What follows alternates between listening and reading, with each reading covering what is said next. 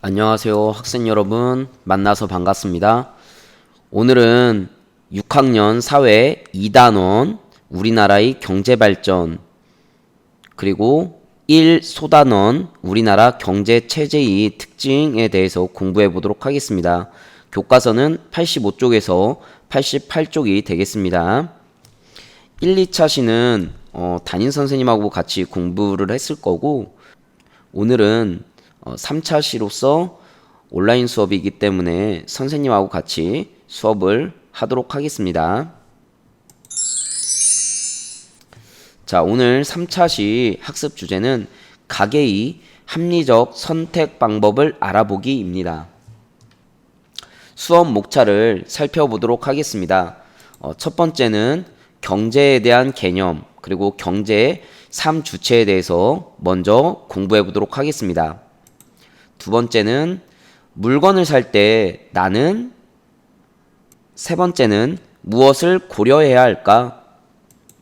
네 번째는 합리적인 선택이란 이러한 주제로 공부해 보도록 하겠습니다. 먼저 경제에 대한 개념부터 살펴볼까요? 경제란 무엇이라고 생각하십니까? 여러분이 생각할 때 경제는 무엇일 것 같나요? 어렵게 생각하지 말고 여러분들이 생각하는 경제란 단어를 들었을 때 어떤 생각이 먼저 들었는지 한번 이야기해 보도록 하세요. 경제는 경세재민의 준말입니다. 경세재민은 한자어인데요. 다스릴 경, 세상세, 구제할 제, 백성민이라는 한자어로 구성되어 있습니다. 결국 세상을 다스리고 백성을 구제하는 것이 곧 경제라고 할 수 있습니다. 따라서 국가는 이 경제를 빼놓고 국가를 이야기할 수 없습니다. 그래서 역사적으로 볼 때 이 경제는 매우 중요했습니다. 모든 국가, 모든 나라는 이 경제에 대해서 신경을 쓰지 않을 수 없었던 거죠. 백성들이 굶어 죽는다던가 백성들이 가난해서 허덕이면 그 나라는 부강해질 수 없거든요. 오늘날에도 이 말은 계속 유지된다고 할 수 있겠습니다. 오늘날에도 국민들이 못 살거나 굶주림에 허덕인다면 그 나라를 부강하다고 이야기는 하지 않죠. 따라서 선진국이라고 한다면 국민들이 잘 살고 잘 먹고 잘 자고 하겠죠. 자, 경제의 3주체에 대해서 한번 이야기해 보도록 하겠습니다. 첫 번째는 가계라고 할 수 있습니다. 그 상점 가계가 아니고 가계입니다. 이것은 가정이라고 생각하면 되겠습니다. 그리고 기업을 이야기할 수 있겠죠. 그리고 세 번째는 정부를 이야기할 수 있습니다. 이 경제의 3주체는 서로 도움을 주기도 하고 도움을 받기도 합니다.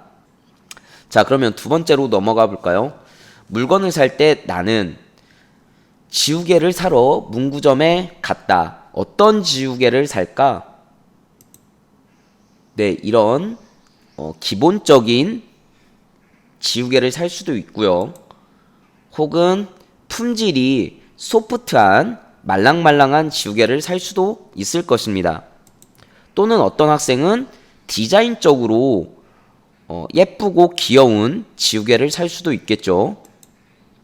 또는 나만의 개성 있는 지우개를 구매할 수도 있을 것입니다. 즉, 어떤 학생은 브랜드를 보고 살 때도 있고 또 어떤 학생은 품질을 보고 살 때도 있을 것입니다. 또는 디자인을 보는 학생, 또는 가격을 보는 학생, 또는 판매량을 보는 학생도 있을 것입니다. 즉, 판매량 1위인 제품을 살 수도 있겠죠. 그렇지만 이러한 지우개는 가격이 좀 저렴하기 때문에 자칫 그 물건을 잘못 사도 낭패를 본다고는 생각하지 않을 것입니다. 왜냐하면 지우개 가격이 대략 1,000원 이내이니까요. 그렇지만 교과서 85쪽에 나와 있는 것처럼 값비싼 가전제품을 살 때는 좀 합리적인 소비를 해야 되겠습니다. 먼저 교과서 85쪽을 살펴보도록 하겠습니다. 어떤 물건을 먼저 살지 우선순위를 정해봐요. 이 한 달 동안에 부모님께서 벌어들이는 소득은 한정되어 있겠죠. 그렇지만 지금 가정에서 필요한 물건들이 모니터가 될 수도 있고 노트북이 될 수도 있고 휴대폰이 될 수도 있을 것입니다. 이 물건 중에서 어떤 물건을 먼저 사야 될지 우선순위를 정해야 되겠죠. 그리고 텔레비전을 먼저 구매해야 되겠다고 생각을 했으면 이 텔레비전 중에서도 어떤 점을 고려해서 물건을 살지 선택 기준을 정해야 되겠습니다. 그리고 TV를 사기 위해서 가전 제품 매장에 가겠죠. 그러면 에너지 절감형, 절전형 텔레비전을 선택하면 좋겠어. 혹은 선택 기준에 따라서 여러 물건을 비교하고 평가해서 가장 좋은 것을 골라야 되겠죠. 이러한 가정이 합리적인 소비를 위한 가정이라고 할 수 있겠습니다. 가게는 소득이 범위 안에서 적은 비용으로 가장 큰 만족을 얻도록 합리적으로 소비하는 것이 필요하다. 경제적인 용어로 만족을 효용이라고도 합니다. 그래서 결국 효용이 큰 제품을 선택하는 것이 합리적인 소비가 되겠죠. 좀 전에 지우개 같이 저렴한 물건을 잘못 살 경우에는 비용이 얼마 되지 않기 때문에 다음에 구매할 때 좀 더 신중한 구매를 하면 됩니다.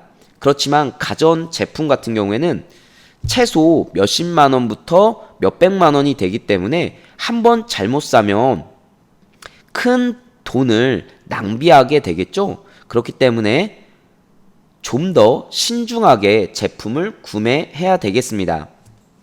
교과서 86쪽으로 넘어가 보도록 하겠습니다. 합리적인 선택이란 품질, 디자인, 가격 등을 고려해 가장 적은 비용으로 큰 만족감을 얻을 수 있도록 선택하는 것.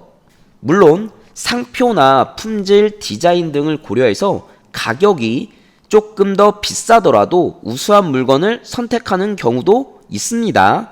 그러니까 어떤 사람은 가격을 가장 우선적으로 보기 때문에 가격이 싼 제품을 살 수도 있겠지만 어떤 사람 같은 경우에는 디자인을 보는 사람도 있겠죠. 그럴 경우에는 가격이 다소 조금 비싸더라도 디자인이 아름답고 예쁜 물건을 선택하겠죠. 그래서 이것은 사람마다 선택하는 기준이 다르기 때문에 물건을 선택을 다르게 할 수도 있다는 것입니다. 이 안경 쓴 사람은 같은 가격이라면 좀 더 다양한 기능이 있는 텔레비전을 선택해야 한다고 생각하고 있습니다. 이 여성분 같은 경우에는 같은 조건이면 더 가격이 싼 텔레비전을 고른다고 했습니다. 이 남학생 같은 경우에는 서비스를 오래 받을 수 있는 무상으로, 즉 무료로 관리 서비스를 받는 제품을 선택한다고 했습니다. 이 소녀 같은 경우에는 우리 집 상황에서 할머니, 할아버지가 계시기 때문에 화면이 모니터가 좀 더 큰 텔레비전을 선택한다고 하고 있습니다. 즉, 사람마다 처한 상황이 다 다르기 때문에 물품을, 제품을 선택하는 기준이 다 다르고 그에 따른 제품을 선택하겠죠. 자, 이번에는 교과서 87쪽이 되겠습니다. 교과서 87쪽에는 어떤 텔레비전을 선택할지 생각해 보기가 나와 있습니다. 만약 여러분 집에서 텔레비전을 산다고 할 때 어떤 것을 선택하면 좋을지 생각해 보고 아래 1번과 2번을 작성해 보시기 바랍니다. 첫 번째 텔레비전은 장점으로 최신형 고품질 화질이 나와 있고, 두 번째 제품의 장점은 가격, 세 번째 제품은 기능, 네 번째 제품은 상표와 애프터 서비스, 사후 관리가 되겠죠. 그리고 다섯 번째 제품은 크기, 여섯 번째 제품은 에너지 절감형, 즉 친환경 제품이라고 나와 있습니다. 이러한 그 장점을 토대로 여러분들이 물건을 선택할 때 가장 먼저 고려해야 할 기준 세 가지를 우선순위에 이거에서 작성해 보시기 바랍니다. 등교하는 날 다른 친구와 한번 비교해 보도록 하겠습니다. 이번에는 교과서 88쪽을 보도록 하겠습니다. 교과서 88쪽에 나와 있는데요. 가계의 합리적 선택에서 가장 중요한 것은 만족감을 높이는 것입니다. 이 만족감은 어려운 경제 용어로 효용이라고 했습니다. 즉, 효용이 큰 제품을 선택해야 되는 것이죠. 교과서에 그림이 나와 있는데 어떤 학용품 가게에서는 왜 저렴한데 손님이 오지 않지? 하고 가게 주인이 이야기하고 있습니다. 그러나 인기 있는 학용품 가게는 가격은 조금 비싸더라도 디자인이 아름답다는 거죠. 따라서 학생들의 마음을 사로잡았고 학생들이 이 인기 학용품을 구매를 한다는 것입니다. 자, 이번에는 교과서 88쪽 아래에 나와 있는 공정무역에 대해서 살펴보도록 하겠습니다. 공정무역이란 생산자의 노동에 정당한 대가를 지불하면서 소비자에게는 좀 더 좋은 물건을 공급하는 윤리적인 무역이라고 나와 있습니다. 그러면 반대로 생산자의 노동에 정당한 대가를 지불하지 않는 그러한 악덕 업주가 있다라는 이야기가 되겠죠. 한번 그와 관련된 동영상을 시청해 보도록 하겠습니다.